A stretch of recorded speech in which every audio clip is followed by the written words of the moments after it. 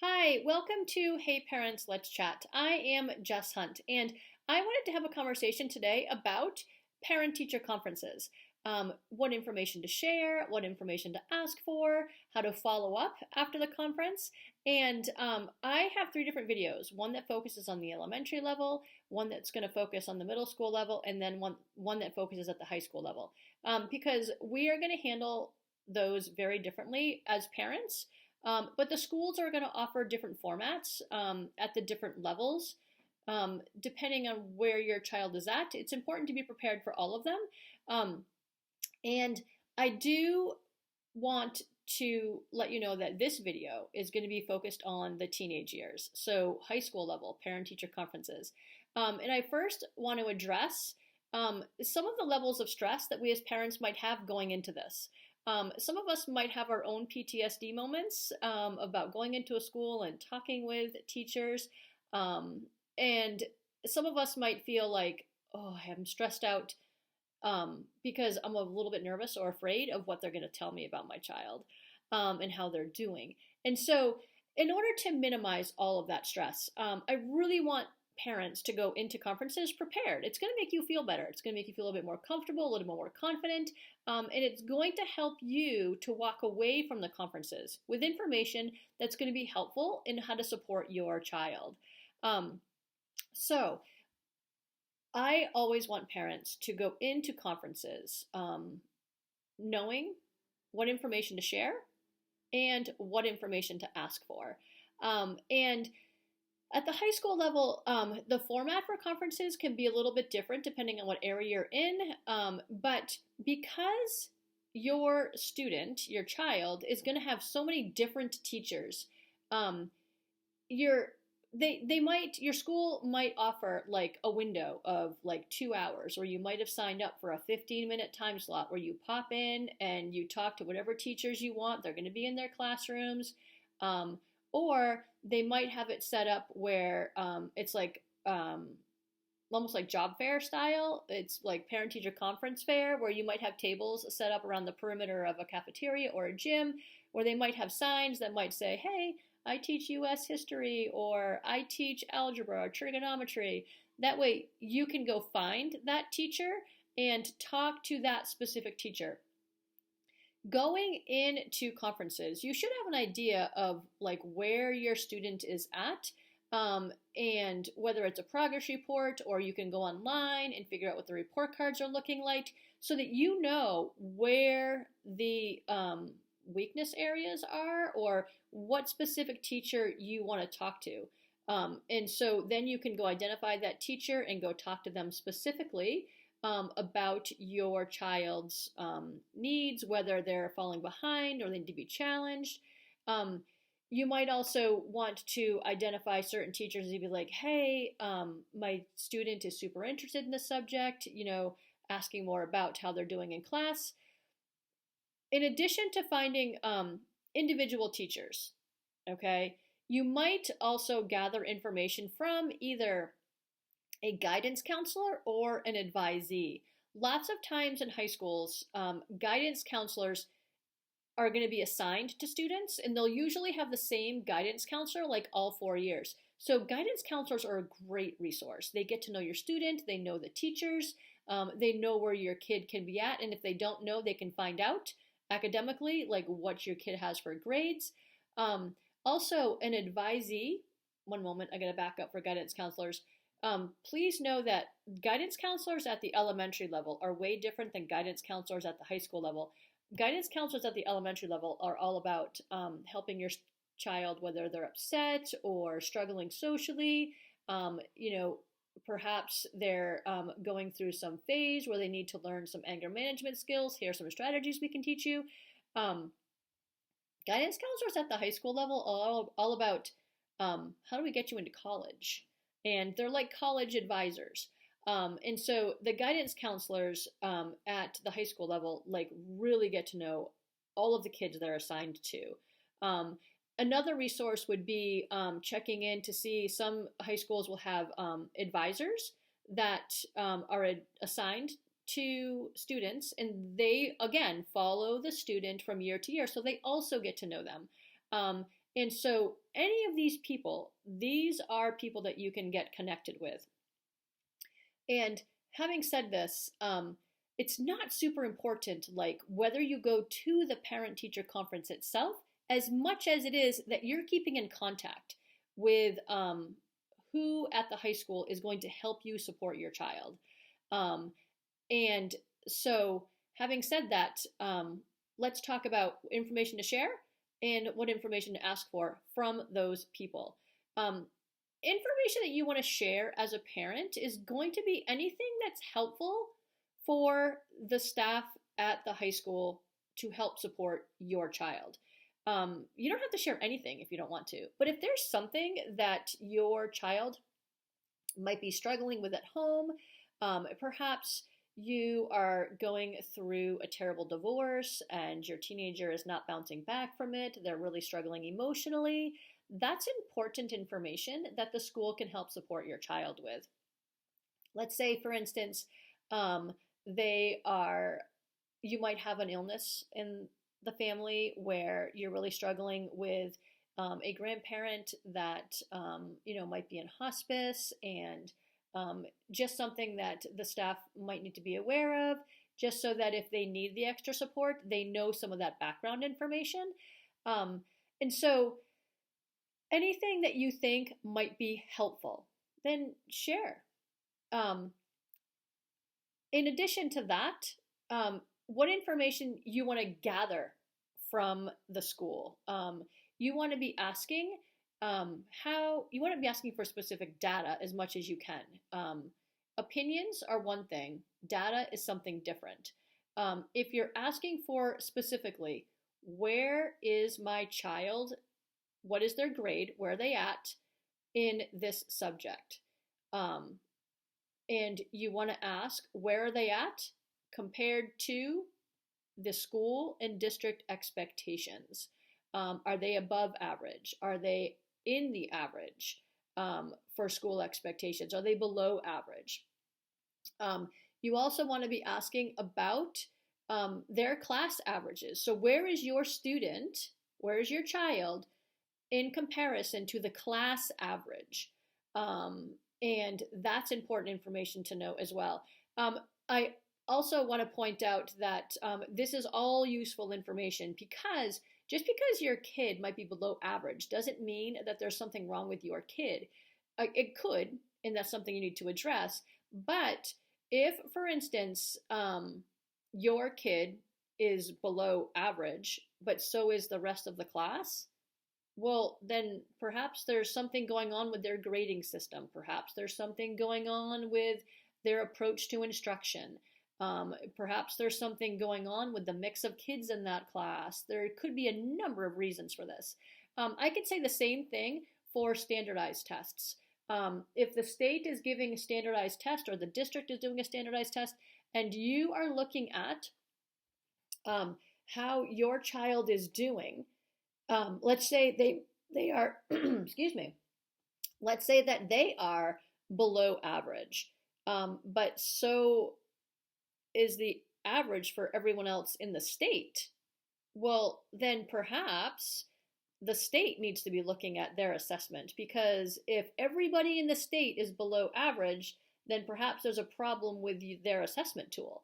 And if everyone else in the state is below average and so is your kid, then your kid's fine. So there's no need to stress. So that's why it's super important to look at not just where your kid's at, but where are they at compared to others. And then you can make informed decisions going forward. So important to pay attention to. You want to ask about how they're doing academically, but you also want to ask about how they're doing socially. Are they a kind, decent human being while they're in class? Are they putting effort in? And I always point this out because effort ties to work ethic. And you've got a teenager who is a little mini adult. And if everything in life comes easy academically for your teenager, okay, well, what effort are they putting in? Because you want them to be challenged. You want to push them. And you want them to know that by working hard, you can have improvements. Just like in real life, if you work hard, you will be successful. And so if you have a child where everything comes easy to them, yet they're kicking back and not putting any effort in, you want to find out how to change that, because you don't want them to think that they can coast through life and everything's going to be, fine for them if they're just kicking back and taking it easy like they learned in high school. So ask about effort. Let's say they are not putting effort in at all and, not getting super good grades, and that's reflecting. Well, then that needs to be addressed as well. And we'll talk about that in a moment. Let's say they are putting a ton of effort in. They are absolutely fantastic and they're still struggling. Well, then that can be addressed. What can we do to help support them? And so you want to be asking those specific questions. Once you have all of that information, then you and the teacher, or you and the advisor, or you and the guidance counselor can come up with an action plan of how to best support that student going forward. So you can do that in many different ways. First of all, you need to be thinking, okay, how can I support this child as a parent at home to complement what's going on at school? And then what are you going to be doing at the school to help support this child moving forward?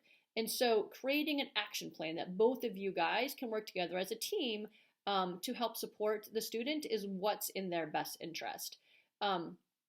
It could be that, perhaps they're not motivated in school, so they're not doing well in school. Okay, what can we do to get this kid connected? Can we make sure that they are in a good social group? What can we do to make sure that, should we sign them up for clubs? Should we get them into certain activities? Do they have an interest in, perhaps they need vocational classes where they can be working more hands-on and learning a trade? And perhaps, we can get them a job in this certain area. Perhaps you might have a student that is doing super awesome and needs to be challenged. Okay, lots of high schools will offer college level classes that they can take for free. So go and look into that. Perhaps there are internships that you can sign your child up for, or ask them if they're interested and then teach them how to apply for it. Perhaps there are jobs in the area that they can actually try out. That way they can find out, I do have this interest. Oh, I thought I did, but I really don't like that. And so they are trying things out. They're engaged. They're connected. There are lots of businesses in communities that are going to support teenagers. And so definitely look at it from all angles and be working with the school as a team to figure out what is best for your kid, and advocate for them, whether it is them struggling or whether it is them that are doing so super well and are awesome and need to be challenged. You need to be working with the school to do what is best for them, and teach them also to advocate for themselves. Ask them, what would you be interested in? And okay, how are we going to go about taking steps to make sure that's going to happen? Here are some ideas. What are your ideas? Let's try this. What would you like to do first? Let them make the decisions, and going forward, they will be accountable for their own success. So I also want to make sure that parents know that conferences and communication with teachers doesn't have to be just a one and done thing. It does not need to be on a weekly basis, but you can absolutely follow up. If you have talked about some sort of action plan, then you might want to follow up 2 weeks from now, or even like 4 weeks, giving it time to really kick in and take effect. And then just do a quick 10-minute phone conversation or a quick email and, hey, can I pop in for 10 minutes after school today? And then follow up with that staff member, whether it's the guidance counselor or a teacher or an advisee. If you are following up, this is a great way to show your teenager that you're not being obsessive. You're not being like this helicopter parent. They don't even have to know that you followed up. but you're supporting them. And teenagers have a ton of stresses that they are going through that we might not even be privy to. Like, they've got social things going on, uh, so much that we might not even be aware of. And they've got their emotional roller coasters of their own, hormones, and oh my gosh, I'm about to go into adulthood. I don't know what I'm doing. Everyone's expecting me to know. I have no idea how to spend the rest of my life. I have no idea if I want to go to college, get a trade. Like, they take on a lot. And so we need to just be supporting them. That's all. We as parents and also we as teachers should be supporting, never giving up. If we have a teenager that is struggling, we never want to give up on them. We need to find ways to get them connected, get them involved, making sure that they are connected in some way with their kids or even with faculty. You might even ask the advisor or the guidance counselor, hey, what teacher does my kid seem to have a connection with? And then follow up with that teacher and be like, hey, can you check in with my son or daughter every once in a while? They seem to really enjoy you. And the more they're connected, the more that they feel supported, the more likely they are to succeed. And so I know that those teen years are so super tricky. It as a parent, they might drive us absolutely mad, just crazy insane. It's emotionally and mentally taxing. It's so tricky. But we, again, just have to support them. We can't give up on them. We have to make sure that they just graduate and do their very best, whatever that might be. Whether it is, internships, jobs, college classes, getting connected with clubs. There's all kinds of ways that we can help support them. So your school is a resource. Work with them as a team. Please know that when you're talking with any of these staff members at the high school, if they reach out to you with a concern, please know that most people in education don't want to call parents with negative stories or worries or things that they're concerned about. So if somebody does reach out to you, please know it's probably not a one-time thing. I know in my own experience, for most teachers, if it's just a one-time incident, we're really not going to address it unless it's super serious and there's a safety issue involved. If it's a pattern of behavior and we then address it, as parents, please know that that's something you should really take seriously and address it. Because, again, most educators don't want to go to parents with negative stories. So if there is a concern, listen with an open mind, do what you can to support your kid at home. And again, knowing that you're working with the team, with the school, and then both of you will be able to figure out how to support your child and what is in the best interest of them as they grow into little tiny adults. So I also wanted to talk really quickly about just communication and expectations. If you do send an email or request a phone call, give it a reasonable 24 hours for them to get back to you. Any good teacher and every good professional teacher will get back to a parent within 24 hours. And if you request a follow-up conversation on by the phone or a follow-up conversation in person, most good professional teachers will grant that. And so please know that, again, working as a team. I hope that this has been super helpful. And I hope that this prepares you for, what information to share, what information to ask for, how to follow up. Going into parent-teacher conferences prepared is going to help you feel more confident and less stressed and get more out of it in order to help support your teenager. So I hope you have found it helpful. If you have found value in this video, go ahead and hit subscribe. I hope that you're able to watch any of our other parenting videos, because parenting is a tricky, and being in a community where we're sharing ideas is always going to be helpful. So feel free to follow us on Instagram, Facebook. Go ahead and hit subscribe. You're not going to get any junk emails, but it will show support.